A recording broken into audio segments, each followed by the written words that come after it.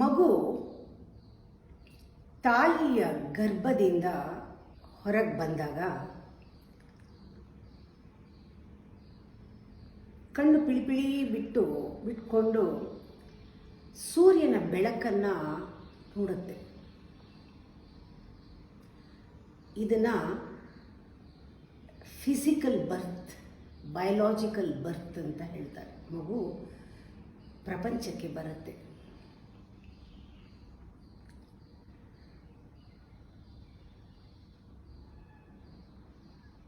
ಅದೇ ಮಗು ಬುದ್ಧಿ ಬಂದಮೇಲೆ, ಪ್ರೌಢತ್ವ ಬಂದಮೇಲೆ, ಅಹಂಕಾರ ಬಂದಮೇಲೆ, ಆ ಅಂಧಕಾರದಿಂದ ಹೊರಗೆ ಬಂದು, ಅದರ ಗರ್ಭದಿಂದ, ಅಹಂಕಾರದ ಕತ್ತಲಿನ ಗರ್ಭದಿಂದ ಹೊರಗೆ ಬಂದು ಆತ್ಮ ಜ್ಯೋತಿಯನ್ನು ನೋಡಿದಾಗ ಮೂರನೇ ಕಣ್ಣಿಂದ ಇದು ಸ್ಪಿರಿಚುವಲ್ ಬರ್ತ್ ಅಂತ ಹೇಳ್ತಾರೆ. ಯಾರಿಗೆ ಜನ್ಮದಲ್ಲಿ ಈ ರೀತಿ ಎರಡು ಹುಟ್ಟು ದ್ವಿಜರಾಗಿರ್ತಾರೆ ಅವರ ಜನ್ಮ ಬಹಳ ಶ್ರೇಷ್ಠವಾದದ್ದು. ಬಾಲ್ಯ ಯೌವನ ಮುಗಿತಾ ಇದ್ದಾಗ ಒಂದು ಪ್ರೌಢತ್ವ ಬರುತ್ತೆ, ಬುದ್ಧಿ ಬರುತ್ತೆ. ಆಗ ನಮಗೆ ಗೊತ್ತಾಗಬೇಕು, ನಾನು ಬರೀ ದೇಹದಲ್ಲಿ ಬೆಳ್ಕೊಂಡು ಮುಪ್ಪು ಸಾವು ಎದುರಿಸೋಕ್ಕಿಂತ ನಾನು ವಿಕಾಸ ಆಗಬೇಕು, ನನ್ನ ನಿಜವಾದ ಬೆಳವಣಿಗೆ ನಾನು ಬೆಳಿಬೇಕು, ಆಂತರ್ಯದಲ್ಲಿ ಬೆಳಿಬೇಕು ಅಂತ ಬಂದಾಗ ನಾವೇ ಡಿಸೈಡ್ ಮಾಡಿ ಅರಿವಲ್ಲಿ ನಾವು ಅಂತರ್ಮುಖವಾಗಬೇಕು, ದಿಕ್ಕನ್ನು ಬದಲಾಯಿಸ್ಕೋಬೇಕು ಕೇಂದ್ರದ ಕಡೆಗೆ. ಹೀಗೆ ನಾವೇ ಬದಲಾಯಿಸ್ಕೊಂಡು ಹೋಗುವಾಗ ಇದು ಯಾವಾಗಲೂ ಆಗಲ್ಲ. ಮೊದಲು ಫಿಸಿಕಲ್ ಗ್ರೋತ್, ಆಮೇಲೆ ಸೈಕೋ ಸ್ಪಿರಿಚುವಲ್ ಗ್ರೋತ್ ಅಂತ ಇಲ್ಲ.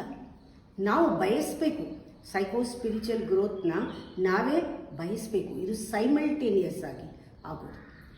ಹೊರಗೆ ಬೆಳೀತಾ ಇದ್ದಂಗೆ ನಮಗೆ ಸಾಲದಿದು, ನಾನು ಬೆಳೀತಾ ಇರೋದು ಇಷ್ಟೇ, ಇನ್ನೂ ಏನೋ ಒಂದು ಮಾಡಬೇಕಾದ್ರೆ ನಾನು ಇನ್ನೂ ಬೆಳಿಬೇಕು ಅಂದಾಗ ನಮಗೆ ಒಳಗಿನ ದಿಕ್ಕು ಕಾಣಿಸುತ್ತೆ. ಎರಡೂ ಕೂಡ, ಒಳ ಹೊರ ಎರಡೂ ಕೂಡ ಒಂದಕ್ಕೊಂದು ಹೊಂದ್ಕೊಂಡು ನಾವು ಬೆಳಿತೀವಿ. ನಮ್ಮ ಸಂಬಂಧಗಳು ಕೂಡ ಬ್ಯೂಟಿಫುಲ್ ಆಗುತ್ತೆ. ನಾವು ಆಂತರ್ಯದಲ್ಲಿ ಬೆಳೀತಾ ಪ್ರಪಂಚ ನೋಡೋ ದೃಷ್ಟಿ ಬೇರೆ ಆಗುತ್ತೆ.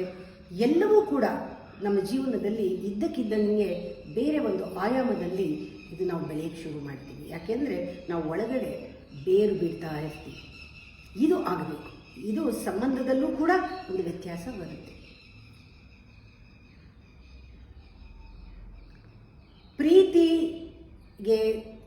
ಪ್ರೀತಿ ಚೆನ್ನಾಗಿರಬೇಕಾದ್ರೆ ನಾವು ಧ್ಯಾನ ಮಾಡಬೇಕು. ಧ್ಯಾನ ಚೆನ್ನಾಗಾಗಬೇಕಾದ್ರೆ ಸಂಬಂಧಗಳು, ಪ್ರೀತಿ, ಪ್ರೇಮ ಎಲ್ಲ ಚೆನ್ನಾಗಿರಬೇಕು. ಹೀಗೆ ಒಂದಕ್ಕೊಂದು ಹೊಂದ್ಕೊಂಡು ಹೋಗಬೇಕು. ಹೊರಗಡೆದು ಭಾರ ಆಗದೆ ಇರೋ ಹಾಗೆ ಒಳಗಡೆ ಯಾವಾಗಲೂ ಕೂಡ ಸಿದ್ಧವಾಗಿರಬೇಕು ಅದನ್ನು ತಗೊಳ್ಳೋಕ್ಕೆ. ಒಳಗಡೆ ಸೆಕೆ ಆದರೆ ಹೊರಗಡೆ ಆ ಕಂಡೀಷನ್ ಕರೆಕ್ಟಾಗಿ ನಾವೇನೇ ಆ್ಯಂಬಿಯನ್ಸ್ನ ಕ್ರಿಯೇಟ್ ಮಾಡ್ಕೊಳ್ಬೇಕು. ಹೀಗೆ ಒಂದಕ್ಕೊಂದು ಹೊಂದ್ಕೊಂಡು ಹೋದರೆ ಈ ಮೆಚುರಿಟಿ ಅನ್ನೋದು ಏನಿದೆ, ಒಳಗೆ ಹೋಗೋದನ್ನು ಮೆಚುರಿಟಿ ಅಂತಾರೆ. ಈ ಪ್ರೌಢತ್ವ, ಆಂತರ್ಯದ ಇನ್ನರ್ ಮೆಚುರಿಟಿ ಸಂಬಂಧಗಳನ್ನು ಬಹಳ ಚೆನ್ನಾಗಿ ಆರೋಗ್ಯಕರವಾಗಿಟ್ಟಿರುತ್ತೆ. ಸಂಬಂಧಗಳು ಕೇವಲ ಒಂದೊಂದು ಸತಿ ನೋಡಿದ್ರೆ ಇದು ಪಝಲ್ ಥರ. ಈ ಪಝಲ್ಗೆ ಯಾವುದೂ ಒಂದು ಕ್ಲೂನೇ ಇಲ್ಲ. ಯಾವ ಥರ ಇದು ಪಝಲ್ಲು, ಕ್ಲೂನೇ ಇಲ್ಲ. ಇದಕ್ಕೆ ಸ್ವಲ್ಪ ಇನ್ನರ್ ಮೆಚುರಿಟಿ ಇದ್ದರೆ ಇಂಥ ಸಂಬಂಧಗಳನ್ನು ಮ್ಯಾನೇಜ್ ಮಾಡಬಹುದು. ಸಂಬಂಧ ಅಂದ ತಕ್ಷಣ ಎಮೋಷನಲ್, ಸಂಬಂಧ ಅಂದ ತಕ್ಷಣ ಮಾನಸಿಕ ಮತ್ತು ಕಂಡೀಷನ್ಡ್ ಮೈಂಡ್. ತಂದೆ ಮಕ್ಕಳ ಸಂಬಂಧ ಇರ್ಬೋದು, ಗಂಡ ಹೆಂಡತಿ ಸಂಬಂಧ ಇರ್ಬೋದು, ಅಣ್ಣ ತಂಗಿ ಸಂಬಂಧ ಇರ್ಬೋದು, ಎಲ್ಲ ಎಮೋಷನಲ್ ಆಗಿದ್ದರಿಂದ ಅಲ್ಲಿ ಈಗೋ ಕೆಲಸ ಮಾಡುತ್ತೆ. ಯಾವಾಗ ಈಗೋ ಕೆಲಸ ಮಾಡುತ್ತೆ? ಮ್ಯಾನಿಪ್ಯುಲೇಷನ್ ಯಾವಾಗ ಆಗುತ್ತೆ? ಪೊಸೆಸಿವ್ನೆಸ್ಸು. ಕೊನೆಯಲ್ಲಿ ಇದು ಎತ್ತು ಏರ್ಗೆಳೆಯೋದು, ಕೋಣ ನೀರ್ಗೆಳೆಯೋದು ಅನ್ನೋ ಹಾಗೆ 100 ಪ್ರಾಬ್ಲಮ್ ಸೃಷ್ಟಿಯಾಗುತ್ತೆ. ಇದನ್ನು ಈ ಸಂಬಂಧಗಳನ್ನ ಡಿಮಿಸ್ಟಿಫೈ ಮಾಡೋಕ್ಕೆ ಹೋದಷ್ಟು ಕೂಡ ಅದು ಮಿಸ್ಟ್ರಿಯಾಗಿಯೇ ಉಳ್ಕೊಳ್ಳುತ್ತೆ. ಸ್ವಲ್ಪ ಇನ್ನರ್ ಮೆಚುರಿಟಿ ಇದ್ದರೆ ನಾವು ಯಾವ ರೀತಿ ಮ್ಯಾನೇಜ್ ಮಾಡ್ಬೋದು. ಇಲ್ಲದೆ ಇದ್ದರೆ ಪ್ರಾಬ್ಲಮ್ಸ್ ಆಗುತ್ತೆ. ಮಾತಾಡಿದ್ರೂ ತಪ್ಪು, ಮಾತಾಡದೇ ಇದ್ರೂ ತಪ್ಪು, ಕೊನೆಯಲ್ಲಿ ಪ್ರತಿಯೊಂದು ಸಿಚುಯೇಷನ್ನಲ್ಲೂ ಮಿಸ್ಅಂಡರ್ಸ್ಟ್ಯಾಂಡಿಂಗ್ನಲ್ಲೇ ಎಂಡ್ ಆಗುತ್ತೆ.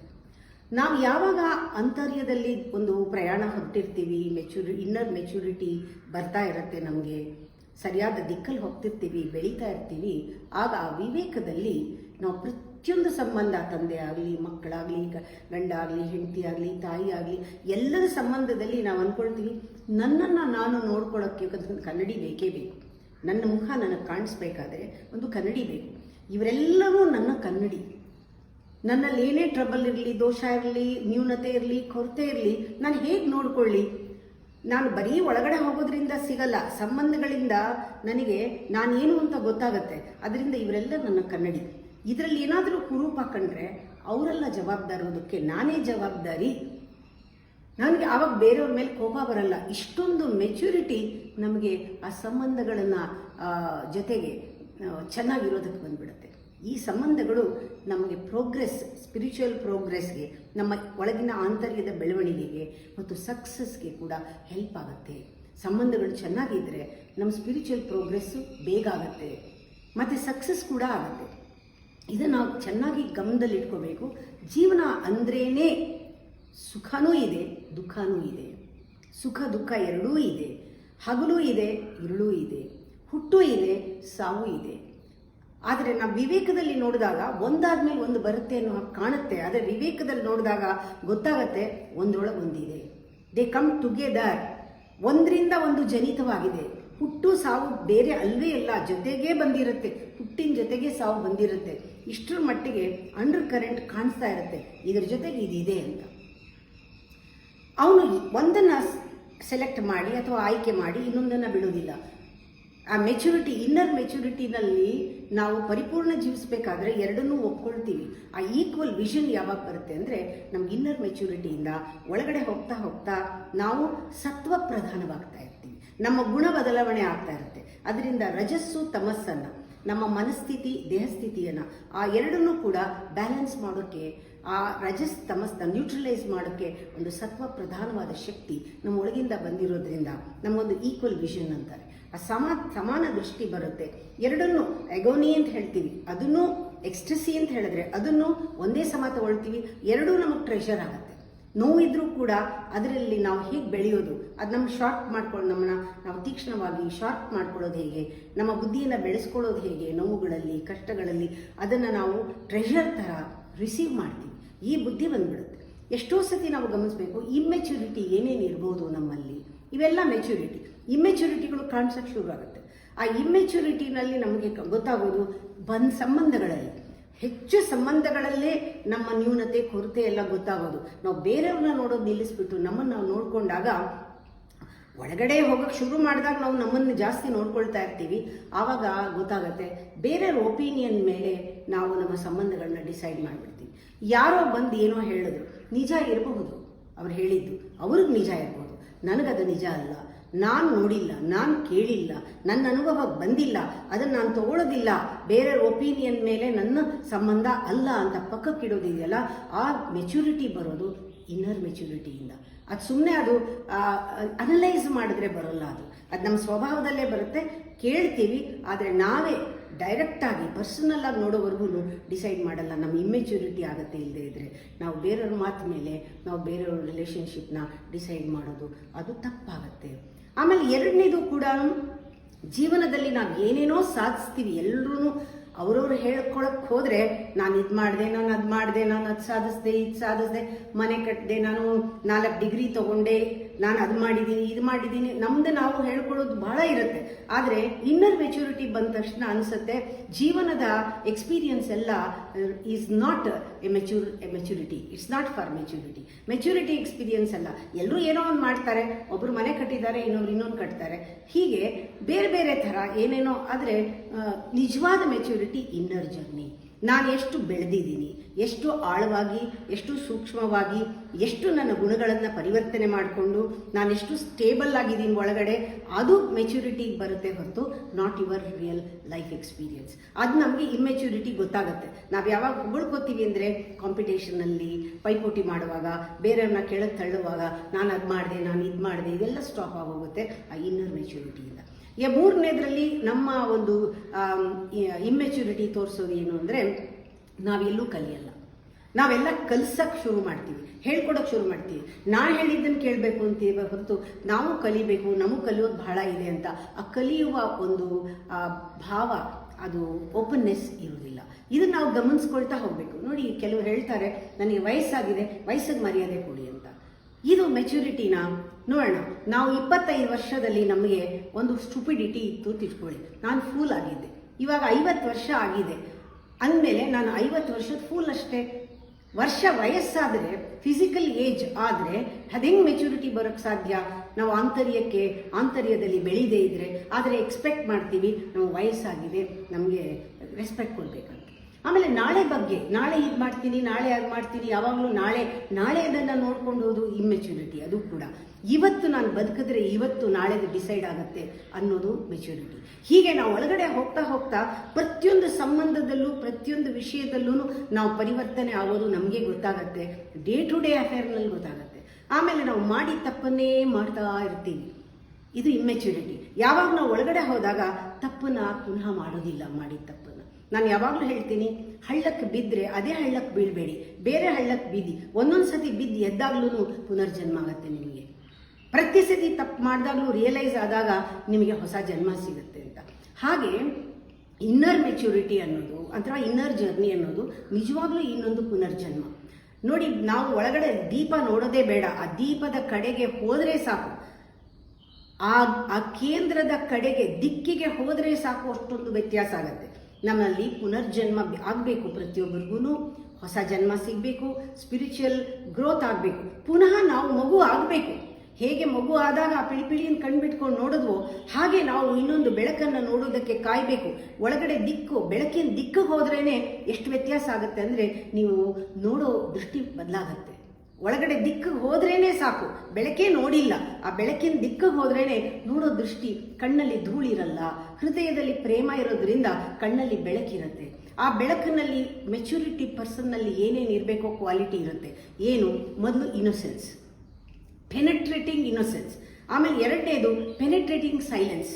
ಮೂರನೇದು ಪೆನೆಟ್ರೇಟಿಂಗ್ ಒಂದು ಟ್ರಾನ್ಸ್ಪರೆನ್ಸಿ, ಆ ಪಾರದರ್ಶಕತೆ ಮತ್ತು ಮುಗ್ಧತೆ.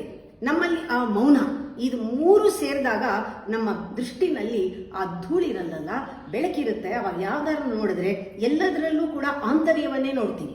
ಯಾವಾಗ ನಾವು ಆಂತರ್ಯವನ್ನ, ಸೂಕ್ಷ್ಮವನ್ನ ಪ್ರತಿಯೊಂದು ವಸ್ತುವಿನಲ್ಲೂ, ವ್ಯಕ್ತಿನಲ್ಲೂ, ವಿಷಯದಲ್ಲೂ ಗಮನಿಸಕ್ಕೆ ಶುರು ಮಾಡ್ತೀವಿ, ಅದೇ ಡೆಪ್ತ್ ನಮ್ಮ ಒಳಗಡೆ ಆಗ್ತಾ ಇರುತ್ತೆ. ನಾವು ಒಳಗಡೆ ಬೆಳೆಯೋದು ಹೇಗೆ?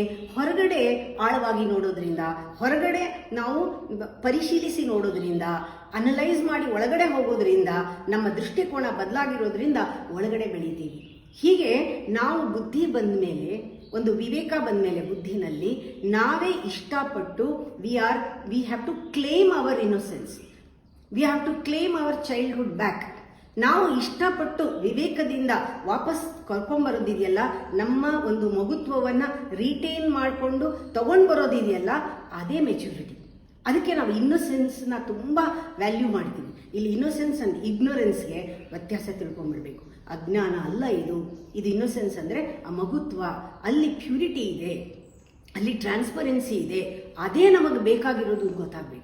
ಜೀವನ ಯಾವತ್ತೂ ತಿಳ್ಕೊಳ್ಳಿ, ಒಂದು ಕಡೆ ನಾನು ಬರೆದು ಹಾಕ್ಕೊಂಡಿದ್ದೀನಿ, life is not to achieve something, you have to achieve life ಅಂತ. ಜೀವನನ ನಾವು ಅಚೀವ್ ಮಾಡಬೇಕು, ಸಾಧಿಸಬೇಕು, ಜೀವನನೇ ಸಾಧಿಸಬೇಕು. ಜೀವನದಲ್ಲಿ ಇನ್ನೇನೂ ಸಾಧಿಸೋದಿಲ್ಲ. ಆದರೆ ಅದನ್ನು ಡಿಸೈಡ್ ಮಾಡೋರು ಯಾರು? ಪಕ್ಕದ ಮನೆಯವರಲ್ಲ. ಆ ಡಿಸೈಡ್ ಮಾಡೋರು ಯಾರು ಅಲ್ಲ, ನಾವೇ ಆಯ್ಕೆ ನಮ್ಮದೇ ಆಗಬೇಕು. ನಾವು ಡಿಸೈಡ್ ಮಾಡಿದ್ರೆ ಮಾತ್ರ ಆಗತ್ತೆ. ಇಲ್ಲದೆ ಇದ್ದರೆ ಉಸಿರಾಡಿಕೊಂಡು, ಹಾಗೆ ಊಟ ಮಾಡಿಕೊಂಡು, ನಿದ್ರೆ ಮಾಡಿಕೊಂಡು, ಹಾಗೆ ವಯಸ್ಸಾಯಿತು, ಬಾಲ್ಯ ಮುಗೀತು, ಯೌವನ ಮುಗೀತು, ಮುಪ್ಪಾಯಿತು, ನಾನು ಸ್ಮಶಾನಕ್ಕೆ ಹೋಗೋದು. ಇದಲ್ಲ ಜೀವನ. ಇಷ್ಟರಲ್ಲೇ ಮುಗಿದೋಗುತ್ತೆ. ನಾವು ಆಯ್ಕೆ ಮಾಡದೇ ಇದ್ರೆ ಪುನರ್ಜನ್ಮನ ನಾವೇ ಆಯ್ಕೆ ಮಾಡ್ಕೋಬೇಕು, ಇಲ್ಲದ್ರೆ ಸಾಧ್ಯನೇ ಇಲ್ಲ. ಹಾಗೆ ಮುಗಿದೋಗುತ್ತೆ ಜೀವನ. ಅದಲ್ಲ ಜೀವನ ಅನ್ನೋದು ನಮಗೆ ಚೆನ್ನಾಗಿ ಮನವರಿಕೆ ಆಗಬೇಕು. ಇದಲ್ಲ ಜೀವನ. ಅದಕ್ಕೆ ಹೇಳಿದ್ರೆ growing old, any animal can grow old ಅಂತ. ಯಾವುದು ಪ್ರಾಣಿ ಬೇಕಾದ್ರೂ ವಯಸ್ಸಾಗತ್ತೆ. ಗ್ರೋಯಿಂಗ್ ಅಪ್ ಅಂದ್ರೆ ಏನು? Maturity. Growing up is inner journey, ಆಂತರ್ಯದಲ್ಲಿ, ಆಳದಲ್ಲಿ, ಕೇಂದ್ರದ ಕಡೆಗೆ ಹೋಗ್ತಾ ಇರೋದೇ ನಮ್ಮ ಜರ್ನಿ. ಅದರಿಂದ ತಿಳ್ಕೊಳ್ಳಿ, ಒಂದು ಮರ ನೋಡಿದಾಗ ಎಷ್ಟು ಆಳಕ್ಕೆ ಹೋಗಿರಬಹುದು ಇದರ ಬೇರು, ಹೇಗೆ ನಿಂತಿದೆ ಇದು ಮರ, ಅಬ್ಬಾ ಅನ್ನೋ ಹಾಗೆ ನಾವೆಷ್ಟು ಆಳಕ್ಕೆ ಹೋಗ್ತೀವೋ ಅಷ್ಟೇ ಅಥೆಂಟಿಕ್ ಆಗಿ, ಅಷ್ಟೇ ಧೈರ್ಯಶಾಲಿಯಾಗಿ, ಅಷ್ಟೇ ಇದಾಗಿ ಹೊರಗಡೆ ಜೀವನದಲ್ಲಿ ತಲೆ ಎತ್ತಿ ನಿಂತು ನಮ್ಮ ಕಾಲ ಮೇಲೆ ನಾವು ನಿಂತ್ಕೊಳ್ಬಹುದು. ಅದರಿಂದ ಇನ್ನರ್ ಮೆಚುರಿಟಿ ಬಹಳ ಮುಖ್ಯ. ನಾಳೆ ಇದನ್ನು ಮುಂದುವರಿಸ್ತೀವಿ.